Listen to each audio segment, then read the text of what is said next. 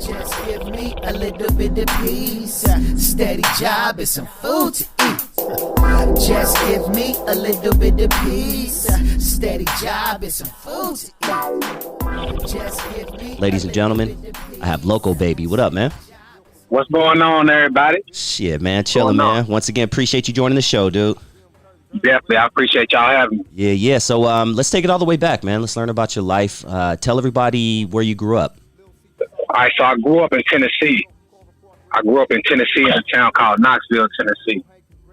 But coming up in Knoxville, like I was saying, I could start off here. I actually was back and forth through like Memphis, Boys Town, Wilder, and a bunch of different Taft Youth Center, a bunch of youth camp, youth prisons growing up. You know what I'm saying? So I was able to have ties with all of the cities inside of that state.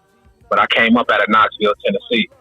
You know, before we even go any further, man, we were talking offline, and I got to hear that story about you beating up the people in court. The marshal. Tell me. Yeah, about the federal. that. It was crazy. Okay, I say this. I can run this in with it. What I was saying was that.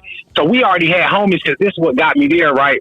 We had homies that was coming to Tennessee. You know, bringing out of town cheap and stuff like that. You know, like coming down already migrating with my homies that put my bigger homies on, right? So anyway, I already had a lot of ties to the homeboys from LA, right? So it was crazy how this works. I go to court, I lose my trial. I go to trial, right, in the feds, I lose. And then when I lost my trial, I went ahead and banged on them in the courtroom. I beat the marshal up, the federal marshal up with the water pitcher. Yeah, on stand, when he came to put the cuffs on me, when they amended me to over to the marshals, I got to hitting him with the water pitcher in the head, slammed him on the ground like that. You know, the judge took off out the courtroom. I got the DVD on it for real. The judge took off out the courtroom. The DA went in the jury box. They hit me up with a taser a gang of times. You know what I'm saying? So we got the fight right there in the courtroom. Yeah. And what they did for me for that, they tried to put me on a little shit called diesel therapy, right, as a punishment. And then, so they were just flying me out to different places, just trying to give me as much punishment as they could. But where I landed at was Atwater, California. But see, what happened was they thought that they would send me like a Crip. Oh, this is somebody claim Crip from Tennessee. We'll send him out here. And then, you know what I'm saying, then they'll, you know what I'm saying, oh, he's an out-of-town Crip or he's a boom, you know, and they'll end up, you know what I'm saying, somehow kind of crossing me out. But it was crazy how that went, because I ended up having a yard for the 6-0s in the California prison system, because I already had ties up there and I was already vouched for it. Yeah. Okay. Well, shit, we'll get there. Let's take it a little slow. Let's go back to your youth days, man. What was your upbringing like? Man, just like hella charges, you know, like as far as like gun charges, stuff like that, hella shootings, being through all the facilities you can think of, like Boys Town, Wilder, Taft Youth Center. Actually, that's the hardest. That's a youth prison. That's the hardest camp you can go to before prison, right? So I actually got kicked out of Taft Youth Center. Damn. And sent to the county jail to finish the rest of my time when I was 17. Yup. Yeah. Damn, man. What's it like for an active member entering those youth prisons? I mean, it's real active. Like when you go in, you're gonna have to bang. You know, it's kind of tricky, because when you first go in, you know, you might have homies all around you, but you know what I'm saying? Like it might be a square bear that walk up to you and, you know, hit you with the lingo and try to see where you at with it, where you from. And your homies might just be sitting back just to see how you gonna come type of shit. You feel me? You might get banged on as soon as you come in the door, or they throw the fade out there just to, you know, might not even just ask you. You know, they might just go on and throw the fade out there to you just to see how you gonna get down, so you can either, you know what I'm saying, be food or eat. Yeah. Okay. When was the first time, you know, before you joined Crip, when was the first time you ever heard anything about Crips and Bloods? It's crazy, because I was always hearing about it, because like I said, my older homies, before I ever got involved, they was already banging. They was already banging because they was already entwined with the homies from up there. They already had their own thing going as older homies. They was already the ones with the movements out there, the ones that get on with it. You know what I'm saying? You was trying to get some money and shit. They already had their shit going. So just as a bystander, that shit just looked good anyway. You know what I'm saying? Like that shit just I was already watching it. It was premeditated. You know what I'm saying? So I'd already been seeing this shit at 6 and 7 and shit. You feel me? This was the first thing that we were seeing this shit. Yeah. And you were in Knoxville at this time? This was Knoxville, Tennessee for sure. Yeah. Okay. To the best of your knowledge, who were some of the gangs that were there before Crips and Bloods made an appearance in Knoxville? Before Crips and Bloods made an appearance in Knoxville, it wasn't it was just West Side and East Side thing. You see what I'm saying? Okay. It was just that was my uncle and them. But yeah, it was an NFL. So from my hood where I'm from, it's called Lonsdale, right? So yeah, my brother right here with me is crazy because he right here beside me right now. He just got out from doing 11 years. He been out for 2 weeks right now. Tell him welcome home, man. Welcome home. Yeah, he right here beside me. He just What up, big bro? Welcome home, man. Yeah, what's up? Appreciate that for sure, man. Yeah, most def, man. Maybe I can get you on the show in the future, man. I would love to hear your story if you're down. For sure, that's what's cracking. We'll put something together then. That's what's up, homeboy. I definitely touch base with your brother, man. I will make it happen, dog. That's what's up, man. Cool. Yeah, tell your bro. Let me talk to him real quick. all right. Yo, Hey, I was gonna tell you, if you want to have your brother chime in every once in a while to tell his side, you could definitely do that too throughout the interview. oh yeah, he's a big part of my That's story what's up. too. Cause yeah, so that's definitely what's up. Cause he actually fell up under me, and he actually ended up falling up under me and following my little thing. So that's actually one of my first little homies and shit. Okay, cool. Shit, okay. So you said it was just East Side and West Side, and you said your family was part of that. Definitely, all of them. Yeah, definitely all of them. It was an East Side West Side thing. Well, actually, it was, and it was more than just the East Side West Side thing, right? Because it's actually like we got a hood called Lonsdale where I'm from. That's where I'm from. I'm from Lonsdale. So they claim NFL, and that means niggas from Lonsdale, right?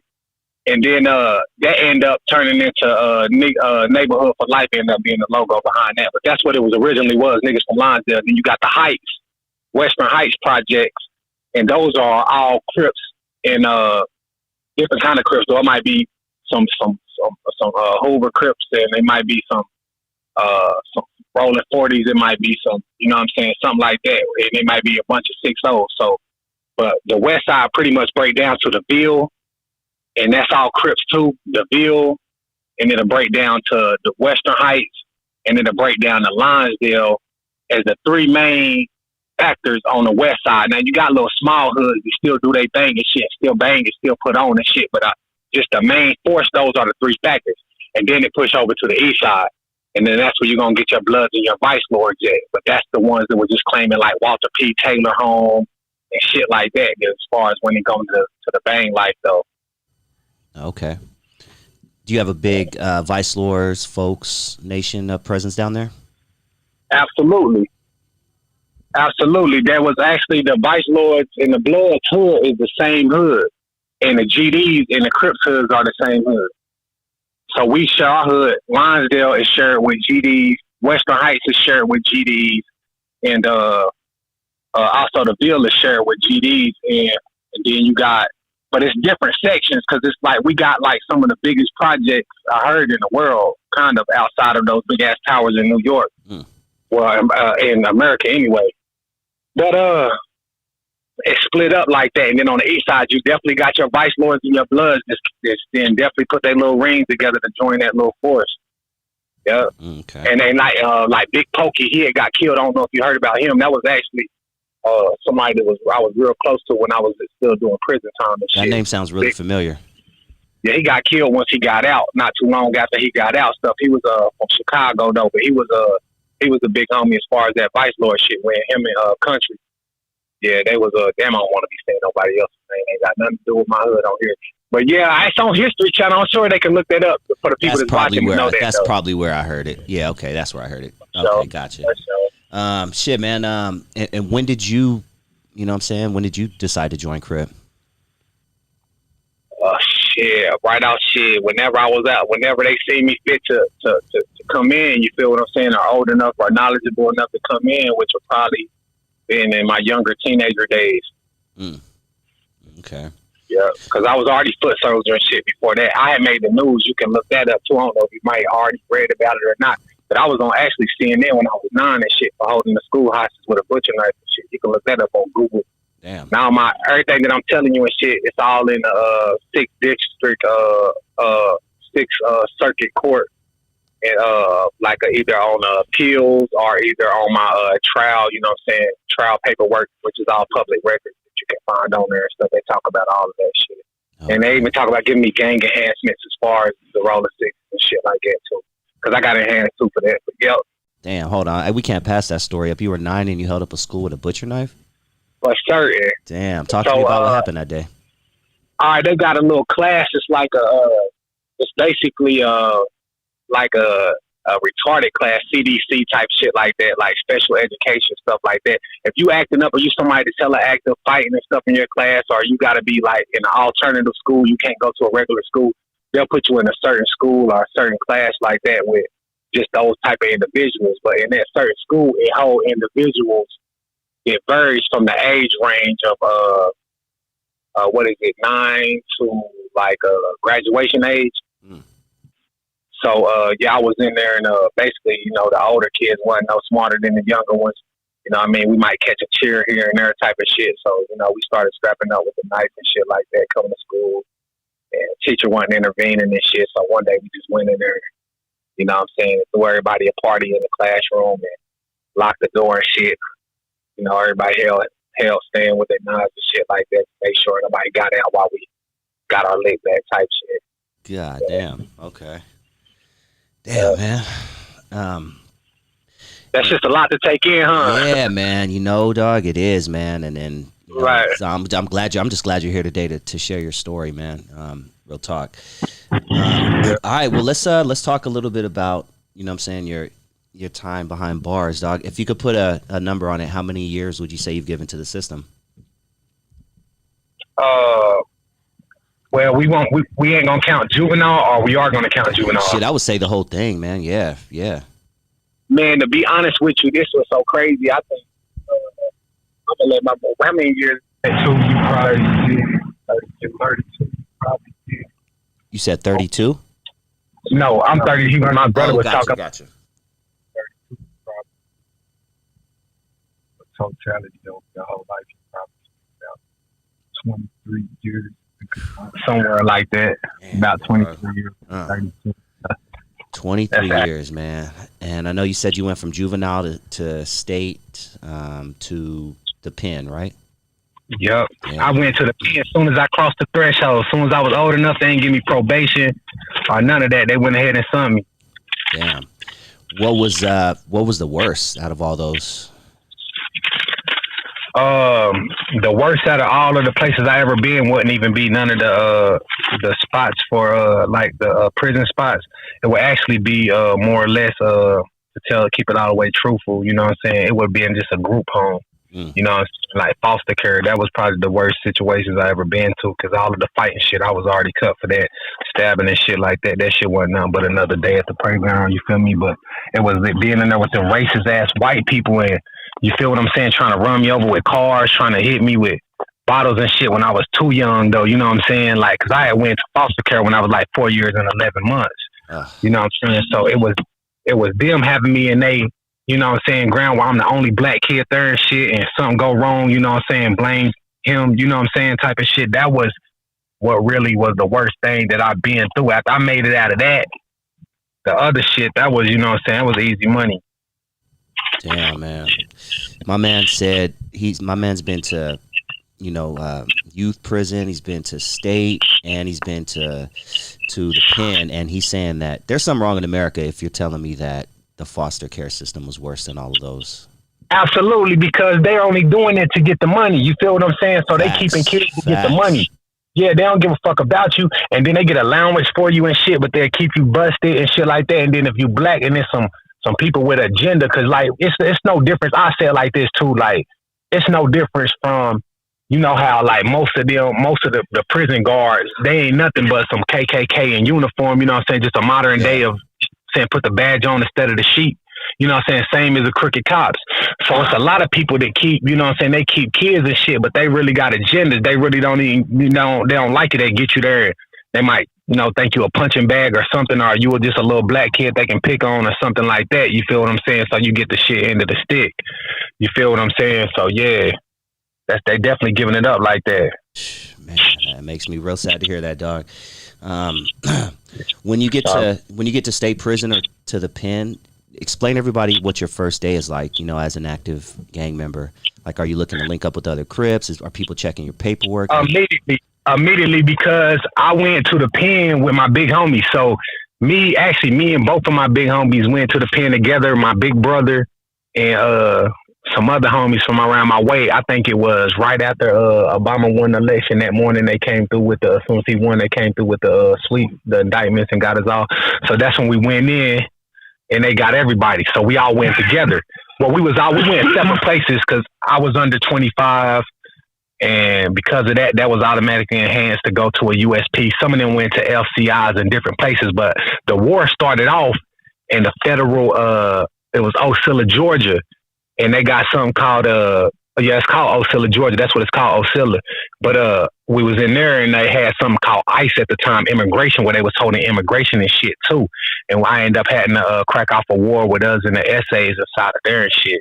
You know what I'm saying? So that's where everything was first started. So we already knew what it was. And then my big homies had already told me, as soon as you go in, as soon as you hit the yard, just ask where the homies at. Say, you know what I'm saying? Let them know what it is as soon as you go in there and don't take no shorts. So I wasn't going to take no shorts anyway.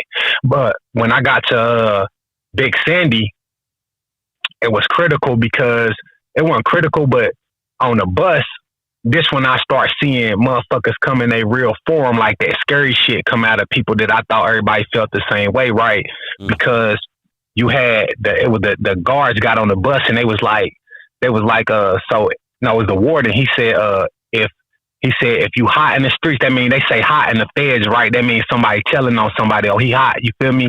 That means somebody on fire, they telling on somebody, you know what I'm saying? So they was like if you hot in the streets, you don't need to walk my yard.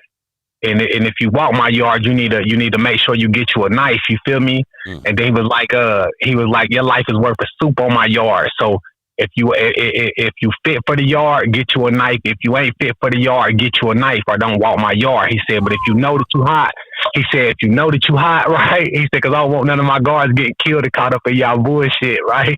So he said, if you know on me, right? So look, it was niggas that I wrote there. It was people that I wrote there with. I don't know my language on here or nothing. How I'm supposed to be giving it up. If you want, homeboy, it's all good. All right. So it was niggas that wrote there with us, right? So boom, they was chopping it up on the way. You would think everybody, you know what I'm saying, is mutual. Plus, this, like I said, I was 18, tripping over 18 when I went into the feds anyway. So this is my first time going to the big leagues and shit. But anyway, when he told everybody stay on the bus if you hot or you ain't straight, the same motherfucker we was chopping it up with, man, you see him just like everybody getting out the bus. They like, damn, where Joe at? You feel me?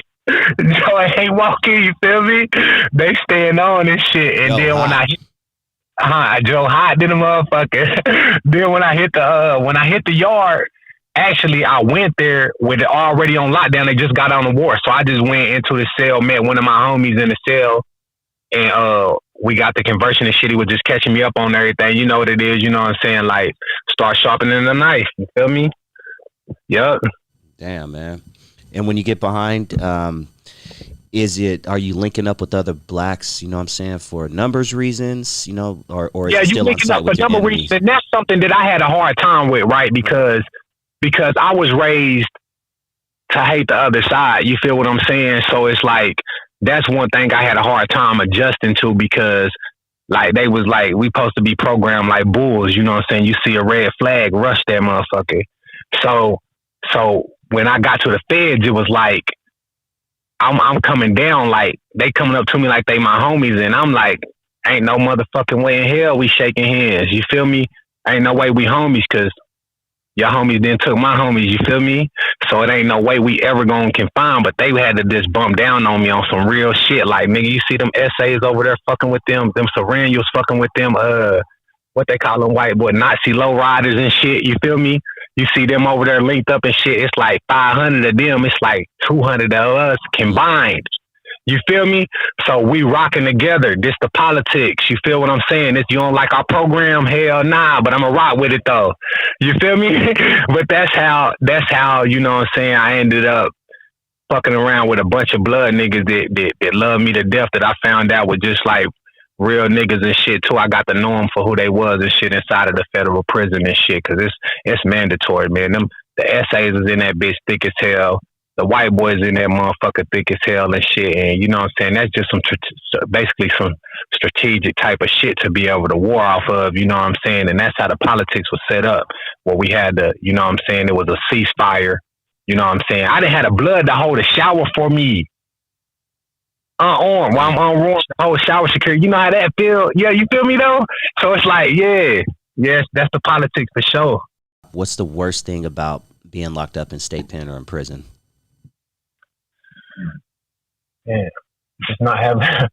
What do you say? This some shit like that. The worst thing is just, I would say, not having control. You feel me? Like being controlled. You know what I'm saying? Like being controlled was the main thing to me. Not being free, not being staying humble, like not getting life in it. To know that you might get life every day. Damn. You feel me? Yeah, you know what I'm saying? Like that shit. Cause my little brother actually, he did you kill the CO in there? Yeah, he died. Yeah, he killed the CO in the state pen. And he got more time added to his time for that, the one you were just talking to and shit. Yeah. Oh, okay. So yeah. That's crazy, man. Yeah, definitely would love to get him on the show in the near future. So I'm gonna have to, stay in touch with you. But is there anything that your brother wants to add to that? Oh. You wanna say anything? Let them know who you are. Where you know what I'm saying? Yeah, go for it, man. What's your name first of all, bro? Say the tag name. Just try me. My name Try Me, G. Nice to meet you, homeboy. Yeah, but nah, he pretty much touched on everything though. Far as how that shit go for the system to the streets, really. But you know what I'm saying? That shit just, I guess I caught it after him and shit. So it kind of changed during his time, and during the time that I came in, me and him caught each other at the ass end, where it's like he was coming from the feds and had finished his state time. And so I was on max for the incident he telling you about. I was on max for the shit. I left in my TV. And he was on max too, you know what I'm saying? And I had got down there and the COs like, they did me bad and shit, jumped on me, ripped up all my shit, tore up all my clothes, pissed all in my TV and shit. So wow. Bro came, he arranged it where they let us get a visit before he left and shit. It was my first time seeing him. And like, at that time, like 8 years, my first time seeing him and shit.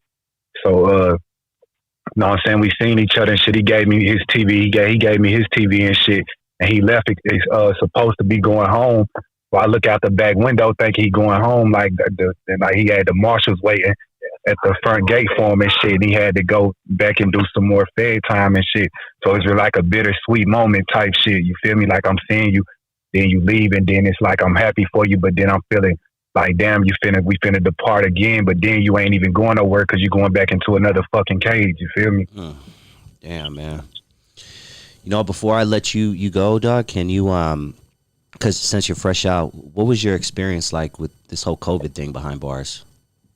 Oh, it was scary. It was the most scariest feeling in my life because, and like my brother can tell you, because like I used to call home and tell him, because you know in prison you forced to be a tough guy. You can't grieve for nothing when you lose people.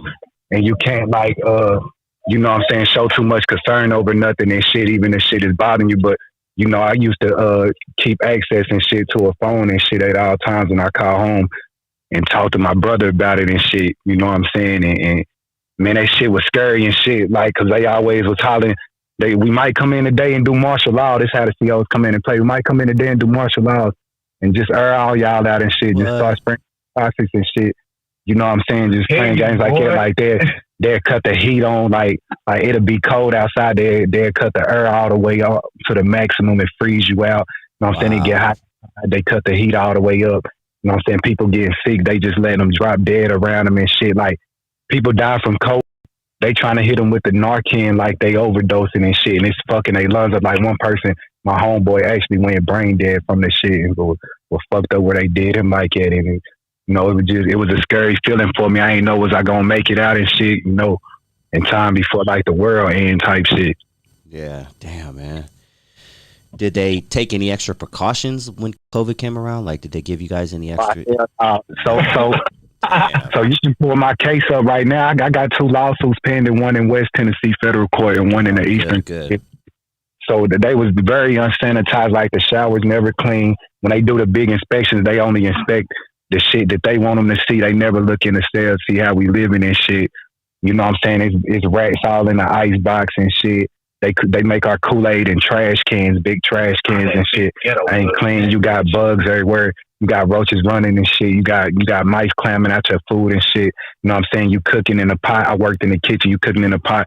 Mice jump out the grits and shit. I'm like, man, I can't feed this shit. I got homeboys out there like I'm getting rolled up for standing up for what's right and shit. You feel me? Like all types of shit. Go to the whole 30 days because you said you didn't want to feed the inmates the food. But I'm like, man, I'm not going to eat it myself. Why would I give this to the next man? You feel me? Damn, man. That's crazy, dog. When a inmate gets COVID, what's like the protocol? Do they take them out of the cell, isolate them? Do they put them in a hole? So what they do is they put you in a hole and they leave you by yourself for 14 days and shit. You don't get no Medicare there. Like their answer for everything is, do you want Motrin or Tylenol? Like that's their answer. And you're going to pay $3 for that. You're going to pay $3 just for them coming to talk to you. And then, you know what I'm saying, when you pay your Motrin into your for what they call a sick call. And then for your, if they check your vital signs, that's another $3. And then they going to offer you Tylenol Motrin, which is another $3. If you do emergency sick call, that's $5. But you can be hitting your panic button for hours and they never come check on you and shit. Oh, so they're charging you for the Motrin and shit? Yeah, you pay, nothing's free in there. Wow. So all the money people pay for taxes and shit, there's nothing for free. I still feel like they got what they call a staff dining. So what we do when you work in the kitchen, the staff dining, they get all the exclusive shit, and all the inmates we eat the bullshit. You feel me? Like that type of shit. They just fucked up. The nurses is very unprofessional. Like the COs will beat you up. The nurses will come put their foot all on your back and put their knees in your neck and shit, and act like they trying to help you. Like, let me help you, and they really ganging you too and shit. Yeah, that shit critical. Damn, just hoping you break so you can get more time and everybody makes more money, right? How they did your time at the end? Because you know, like they made me do an extra 2 years for free. What? And I did, so I did it. I did it as part of my lawsuit that's pending. It's public record. So I did the extra 2 years. So then this time when I was supposed to get out, they held me for an extra 2 weeks talking about that I had to do 2 more years. And they were trying to hold my people, had to go doing all types of podcasting, go live my people way in New York and all in Tennessee and down this way and shit. Had all come together and force them to get me up out of there. So the day I was leaving, they didn't even tell me I was leaving. I ain't know, so it wasn't like playing no ride, no bus tickets, nothing. They just popped up at the door and was like, come on, you going home. So, and sent me home like that, no ID, no verification, nothing. So I was trapped in a whole nother place 3,000 miles away trying to get all that shit together, figure out how I'm going to get my birth certificate, social security ID and shit. They just dropped me off. So just a hassle all in itself. It's a fucked up situation, but I guess that's for another time and shit though, you feel me? But yeah, no, I'm definitely would love to get you on in the future to tell you more of your story. But before I let you, before we get back to your Loco Baby, let me ask you, and then I want to get Loco Baby's comments on this also. But do you think that, and I'm pretty sure I know the answer to what you're going to say, but do you believe that prison is modern day slavery? Absolutely. Absolutely. We work for 17 cents a fucking hour, and then they take your money from you anyway. You get what they call state draw, where they pay you at the end of the month, and then they take it off from you anyway, say because you owe restitution. Half the people in there had public defenders, so they not supposed to pay restitution. Yeah. You know what I'm saying? They what you call indigent, but they take all that shit anyways, and they supposed to provide you with a monthly hygiene kit. They never come through with that shit. Your meals never reach the proper calories. You know what I'm saying? It's always cold, or it's always your milk's extra hot, your juice is hot, your food's extra cold, frozen and shit. Like they just do you so bad, and then like they beat the shit out of you. Like they force that savage out you though. They beat the shit out of me on regular occasions. Like if I take pictures, like I got holes in my head where they tased me all in my head and shit. They got what they call a green team where they come through in motorcycle helmets and jumpsuits and vests and shit. They run in with the shock shield and shock you and smack you with sticks and shit, shoot you with paintball guns and shit, release this little powder and shit. And they tase you and just do the works with you and shit. Like, even if you get off, you know what I'm saying? Even if you win, you whoop a couple of them eventually, you know what I'm saying? When you go down, they gonna have their way once the cuffs get on. Like, I had 6 ribs broke. They told me heal myself. And they hated me so bad, they used to put me in a pod with all the ops and shit, where the police be the ops and shit. Like, all right, today we gonna put him, we just gonna randomly move him, pack up. Where you going? Damn. It don't matter, just pack up. You know, I might go in a pod, it's all vice lords. The CO's vice lords too.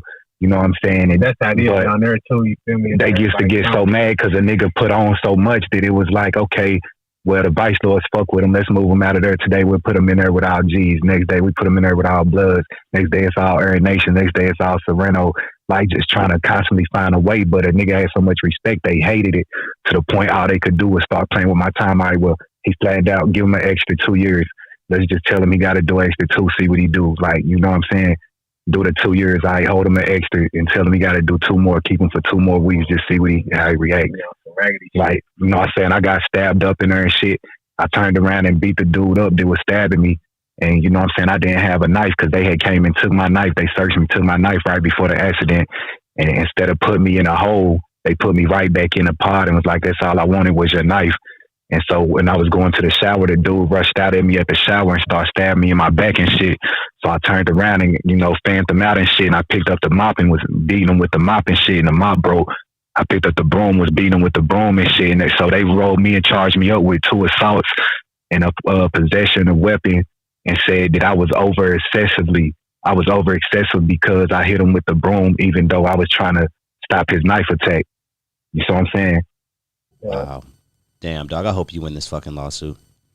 Loco, baby, talk to me about your thoughts on that, man, about the whole, you know, prison, modern slavery. It really, when I look at the situation, I look at that shit like, you know what I'm saying? Like, I first chimed in about the, you know, how it's just modern day, you know what I'm saying, racism and shit, how they covering it up and shit.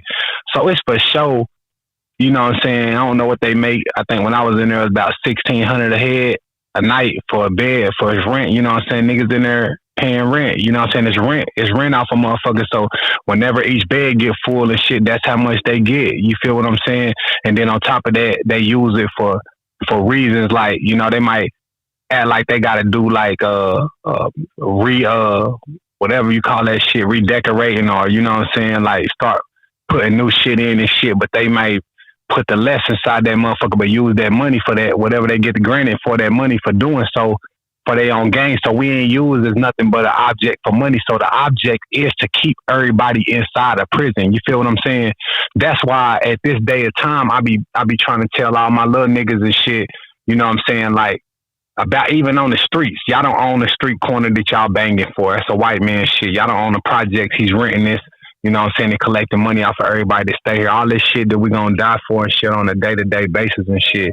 We need to own some shit out this motherfucker and start getting money our damn self and start doing shit where we can have our own shit, or we got people in place and shit. You feel what I'm saying? Like, start having motherfuckers that go be lawyers and doctors and shit, but really just on some, get motherfuckers in the political field. Don't look at them like they square or they ain't from where you from and shit, because they ain't just out there banging they Section 8 section of the town, you know what I'm saying, all day long and shit. Let them niggas go, put you in power, so when you get pulled over, you might get a break, nigga. If you get caught with that strap, you feel what I'm saying? You got somebody that actually know you, you know what I'm saying? Because the odds is all against us. It's designed to keep us in the inside.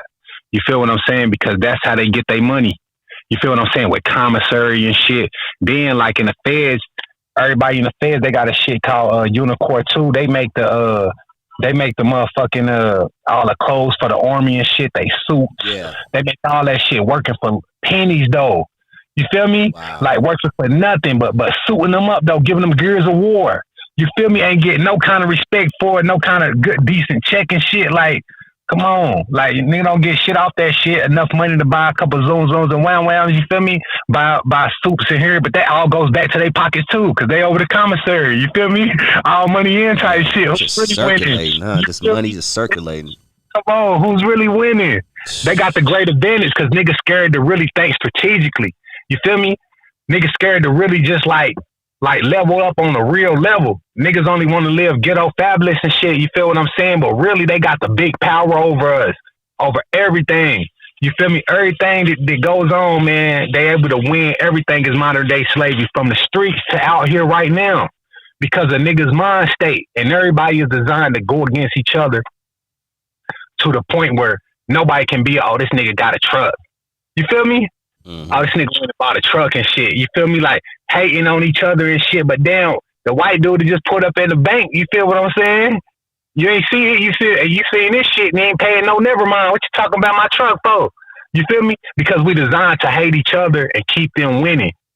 And then once going to the feds and talking to Bloods and being around them and being around other people and shit, you know what I'm saying? And shit, that shit'll grow you up shit too. You know what I'm saying? To the point where, you know what I'm saying, like you get the bigger picture. You get the politics a little bit better. You start to understand life. These people out here is winning over us and they using us as pawns, man. We ain't got no bishop. We might have, you know, so we ain't got no kings on the board. I'm gonna say that right there. You feel what I'm saying? I'm real shit. We ain't got no queens in position on the board to be able to help us. Straight up. Damn, man, that's deep, man. Shit, let me ask you one more question, man, then I'll give you a chance to promote or give shots out or whatever. But you know, it seems I know in LA the streets are on fire right now. You know, it seems like everybody's warm. Out there as soon as he got out. We just left. We just was out there. Okay, so yeah, I'm pretty sure you know what's up. Is it? But has it been turned up in Knoxville also as of late? Yeah, and you know what? I'm gonna tell you some real shit, man. This is crazy too. What I'm about to tell you. There's some shit. I think it's called the Red Summer or the Bloody Summer. It's called the Red Summer. And Knoxville, Tennessee was the first place in America that black people was coming to. Huh. And if you look it up on YouTube, look it up on your YouTube called the Red Summer, Knoxville. Yeah, it's called the Red Summer. It was the first place black people was coming to. And we had land where niggas was really having shit, right? And let me tell you what happened. A nigga fucked a white bitch, got her pregnant. They killed the white bitch, embarrassed of her and shit. Tell you the whole story on you look up the video on YouTube called the Red Summer. The nigga fucked the white bitch, get her pregnant. They end up killing the white bitch and blaming it on the nigga. And then lynched the nigga, fucked them all off for getting the white bitch pregnant for crossing the boundaries, right? So then they mobbed on all the black people and shit. Then the black people came to war. Motherfuckers start coming from different states and shit, coming to help fight the war. So Knoxville right now is really blackballed. I think Kane is still the fucking mayor down there, the dude from the fucking wrestling, Undertaker brother, Kane. Oh, yeah. That's right. Yeah, you know what I'm saying? Yeah, he did run. Oh, okay. Yeah, it's all coming together now. Okay. You feel me? So it's like one of them towns where they like, you know what I'm saying? Like they didn't blackballed it to the point where they have more murders in Knoxville right now. If you look up the crime rate while we talking on here on your thing and look up the homicides from right now and look up the population, that shit gonna be like, damn, they don't never put none of this shit on CNN. Yeah, they only talk about Chicago and LA and stuff. And they out there waxing way harder in the shorter distance. You feel me? They just don't talk about it because it's already blackballed. You feel what I'm saying? It's blackballed. They've been blackballed and that shit been going on for years. But if you really look at the history of that shit, you might be like, oh, damn, this is where the roots came from right here. This is the first place black people came in. I was talking about, bro, if you really look it up and you start seeing, you're going to see that it ain't the shit that they put on the big broadcast, and you start realizing you'll see that shit. Yep. Yeah, I'm reading it now. It says it's been the deadliest. 2021 was the deadliest in the past 5 years. Yes. Shit's up, man. Yep. Yeah, on everything. 2021 is officially Knoxville's bloodiest year. Man, that's sad, dude. Yep. They out there worn. They out there worn. All time high. As a person who's been through a lot of shit, what would you say to your city, the kids, the youngsters specifically, you know what I'm saying, to hope to kind of reverse things? Man, I made a song about it and shit, for real, just trying to touch you make them music, dog?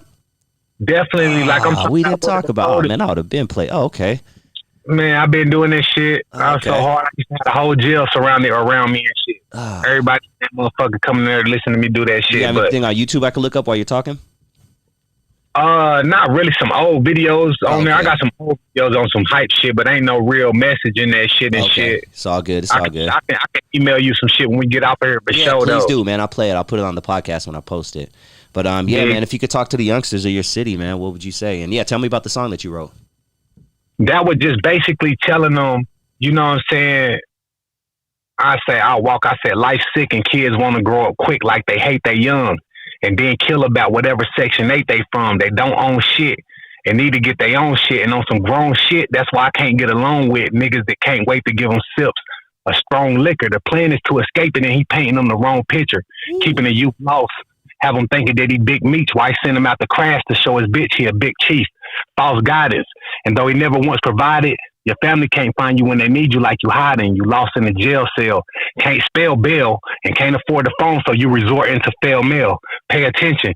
You feel me? Like this why on me. He said you can't spell bail. Can't spell bail and can't afford the phone, so you writing this letter that, you feel me, going nowhere fast. You feel me? That was hard, dog. That was hard. Yeah, on me. I said, pay attention before they try to say you play the victim and couldn't listen when you was caught up in that life you live in. Only reaching now because you need them in that slight decisions. Only reaching now because you need them in that slight decision. Blindism, how you running out of time, nigga. I'm getting tired of seeing them die little. I cried a little when I look back at all our young kings. It's doing life, selling. I said, doing life, dead and gone. I turned to young fiends, straight up.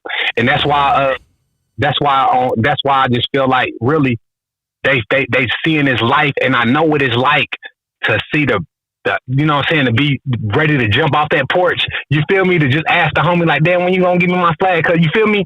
Like just ready to just like start warm, but they don't know no better. They don't know that you ain't doing nothing but going over here and killing another nigga that's just struggling just like you struggling. That's growing up angry at the world too. You feel what I'm saying? You ain't doing nothing but just like you going back and forth, and then you'll rather kill. You feel what I'm saying? Like you'll rather kill something and lose your life, or send somebody out to do something just to say you the big homie or something like that, and fuck somebody's future off, than rather like to start building when we can have something in our future to be legit. So my message to them is to be they self. You know what I'm saying? How they say each one teach one. I got a little thing I'm working on called Signature Move. And I want that for everybody to make everything their own thing. I don't give a fuck what it is. If you mix Jello with your rice today, that's your signature move. If you walk barefooted for the people in Africa that ain't got no shoes today, that's your signature move. You feel what I'm saying? And whatever you do, I be wanting people to do their own shit, live their own life. Don't follow in the trends, because half of the people they following ain't even cut like that. I watch my big homies get into the feds and get on Tennessee times.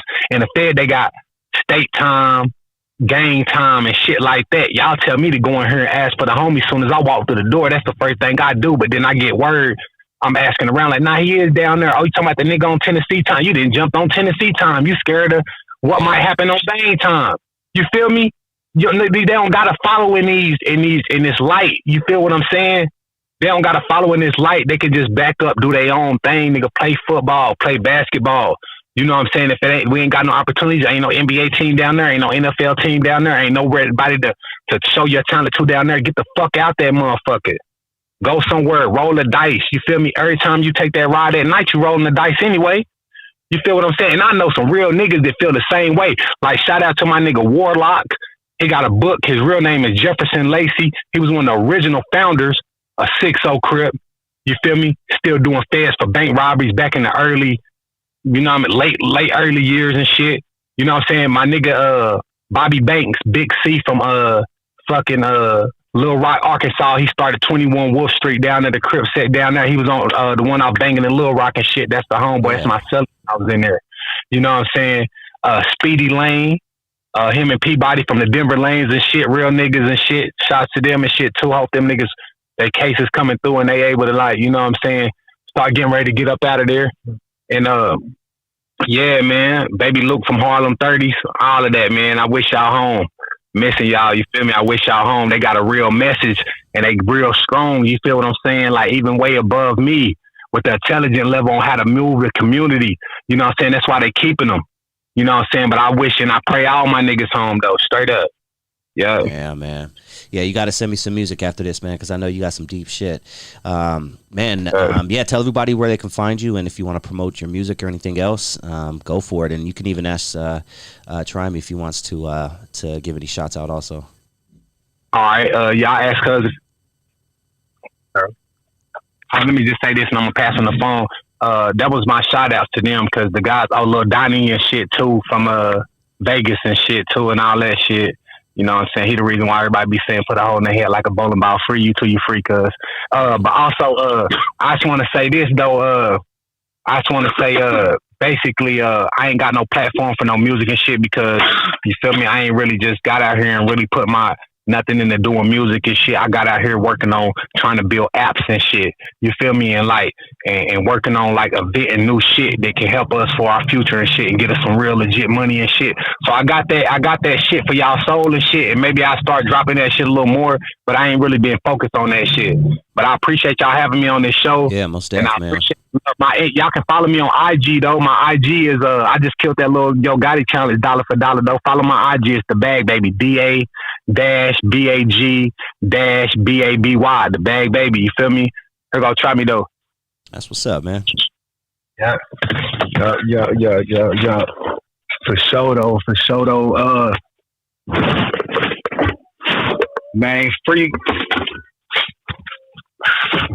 little Rufus Raglan, you know what I'm saying? Baby Harlem, you know what I'm saying? Free my nigga, they gave my nigga all that time, my little cousin, you know what I'm saying? Free C Hustle, my, you know what I'm saying? 40 Dark Side Lines there, nigga, you feel me?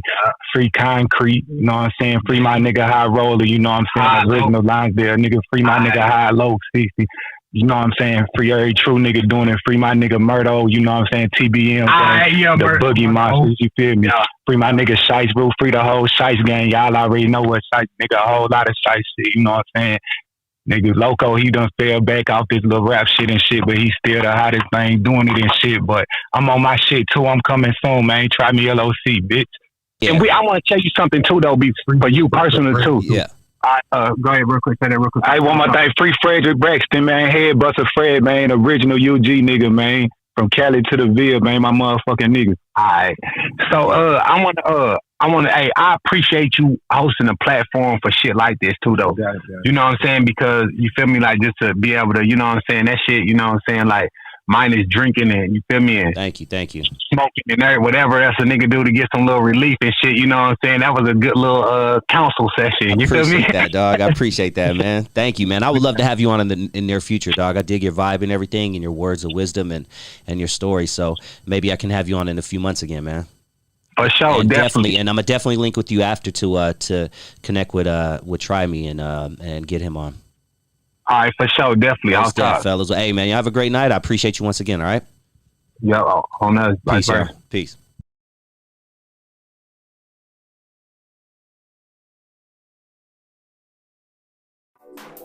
Just give me a little bit of peace, steady job and some food to eat. Just give me a little bit of peace, steady job and some food to eat. Just give me a little bit of peace.